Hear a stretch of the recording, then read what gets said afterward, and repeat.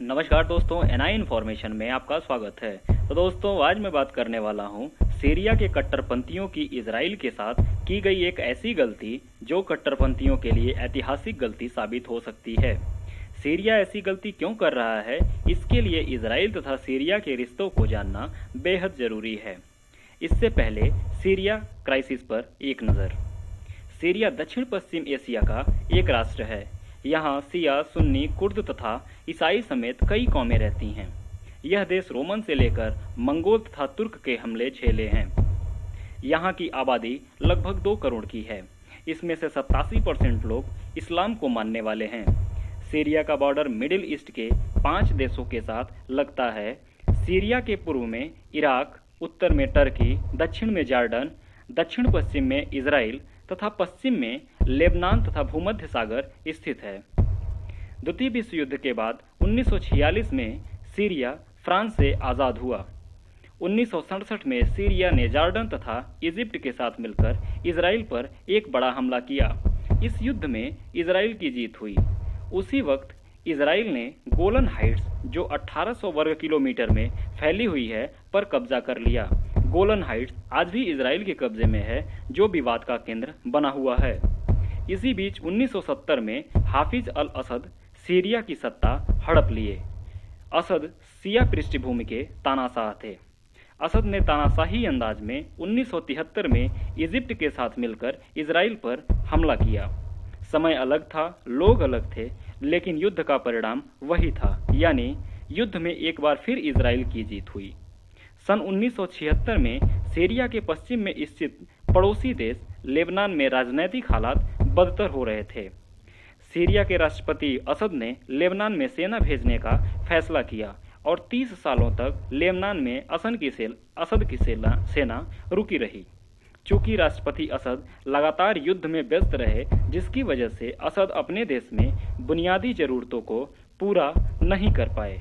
अब लोगों में असद के खिलाफ असंतोष का भाव पैदा होने लगा। इसके परिणाम स्वरूप 1982 में कुछ मुस्लिम संगठनों ने सीरिया के हमा शहर पर विद्रोह कर दिया। राष्ट्रपति असद ने हजारों विद्रोहियों को मरवा दिया। विद्रोही भयभीत हो गए और फिर विद्रोह शांत हो गया। सन 2000 में राष्ट्रपति असद की मृत्यु होती है। अब उनकी जगह उनका बेटा बशर अल असद तानाशाह बन गया। सन 2005 में असद ने अपनी सेना लेबनान से वापस बुलाने का फैसला लिया। सन 2011 में सीरिया के डोरा शहर में डेमोक्रेसी यानी लोकतंत्र के लिए प्रदर्शन होने लगे। यह प्रदर्शन शांतिपूर्ण था, लेकिन बशर अल असद को यह प्रदर्शन नामंजूर था। लिहाजा राष्ट्रपति बशर अल असद ने तुरंत आर्मी तैनात कर विद्रोहियों पर कार्रवाई के लिए खुली छूट दे दी। हजारों विद्रोहियों को मौत के घाट उतार दिया गया। इसके परिणाम स्वरूप विद्रोह की आग और भड़क गई और यह आग गृह युद्ध में तब्दील हो गई। चूंकि राष्ट्रपति बशर अल असद शिया पृष्ठभूमि से ताल्लुक रखते हैं, तो इनके समर्थन में ईरान, रूस तथा मिडिल ईस्ट में ईरान समर्थित आतंकी संगठन हिजबुल्लाह राष्ट्रपति असद को सपोर्ट करते हैं। इसके विपरीत सऊदी अरब, अमेरिका तथा तुर्की का समर्थन विद्रोहियों को हासिल है। विद्रोहियों में आतंकी संगठन ISIS भी शामिल है।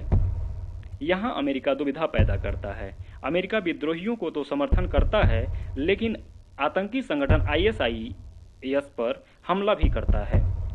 अमेरिका राष्ट्रपति बशर अल असद को राष्ट्रपति पद से हटाना चाहता है। इस गृह युद्ध में से कम 5 लाख लोग मारे जा चुके हैं तथा 50 लाख लोग सीरिया को छोड़ पड़ोसी देशों में शरण लिए हुए हैं। इतना सब कुछ झेलने के बाद सीरिया ने 3 दिन पहले अपने पड़ोसी दुश्मन देश यानी इजराइल को युद्ध के लिए प्रवोक किया। हुआ कुछ ऐसा, सीरिया के कुछ आतंकी संगठन इजराइल सीमा पर विस्फोटक लगा रहे थे। जैसे ही इसका पता IDF यानी इजराइल डिफेंस फोर्स को लगा, इजराइल ने ड्रोन हमला करके उनके मंसूबे को कुचल दिया। इतना ही नहीं, इजराइल ने सीरिया पर एक मैसिव स्ट्राइक कंडक्ट की है। इसमें इजराइल के वायुसेना तथा थल सेना दोनों शामिल हैं। इजरायली सेना ने कहा है, हमने सीरिया के observation post, intelligence collection system, anti aircraft artillery facility और कमांड एंड कंट्रोल सिस्टम को भी तबाह कर दिया है। मिडिल ईस्ट में पावर के पोलराइजेशन को देखते हुए एक युद्ध की आशंका जताई जा रही है।